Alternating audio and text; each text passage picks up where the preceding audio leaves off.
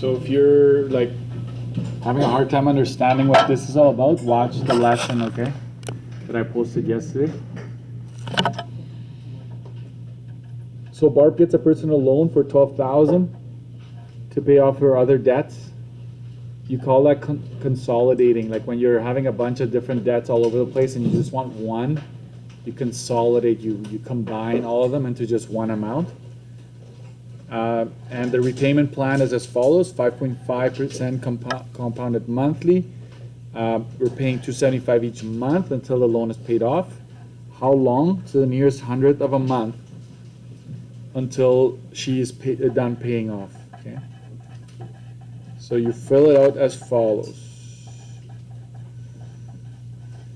Compounding is monthly. Payments are also each month, so that's monthly. The future value with loans is 0. Like that's most of the time that's what we want. And we're paying $275 every month. We're starting off with $12,000, and that is positive because it's like you have that money, that you're being given that money to spend it, right? In this case, to pay off other loans, but nonetheless, it stays that way. 5.5%, and your N is what we're trying to find. Okay. In this case, it's going to be months already. We know that because PY is monthly. If you do that,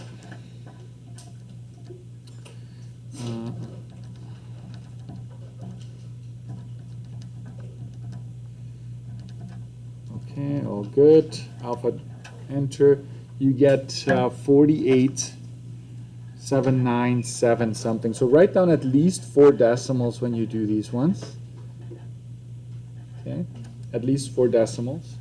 That's what I would suggest. But then answer.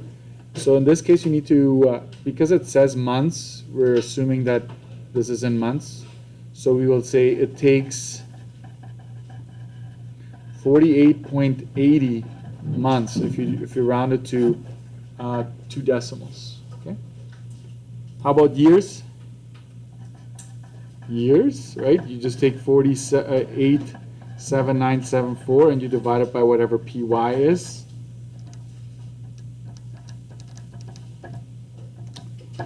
If it ever asks you, you know that this is 4.07 years. Optional, you don't have to have that. If you have the 48.8, you get the marks, 2 marks for that. How much will she have paid to the bank in total? Here it is.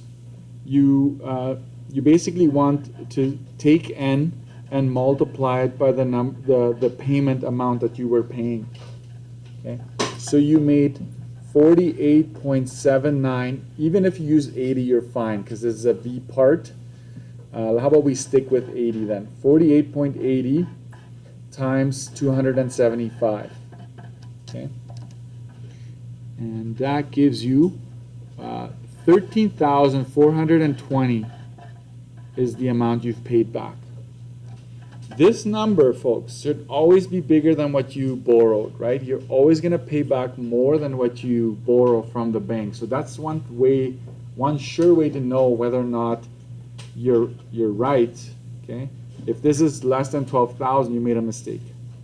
How much interest will she have paid over after 2 years? In this case, you may use this one because we're going to go 2 times 12. Okay, sum of interest from the very first to the 24th month. We're going to figure out how much interest. In fact, there is no other way to do that. Okay, so we're going to go to apps, finance. You already know the drill. You get 1,032 and 12. Okay, 1,032 and 12 cents is how much you paid in interest the first 2 years. How much interest will she have paid by the end of the loan? This is total interest. Okay, total interest. Note, can't use, sorry, I need to go down there. Can't use sum of interest since N is not a whole number.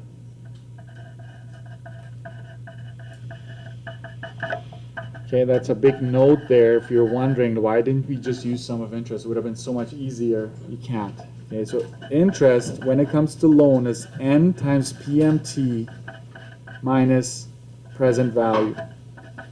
And that is, we already figured this out, 13,420 minus 12,000. And so that would be 1420 is the total interest you will have paid over the entire loan, right? So 48 and something months, so just over 4 years. So 1, 2, 3, 4, 5. So this back side is worth 5. Put a mark down. I will mark the front because the investment part, I'm pretty sure you understand most of it.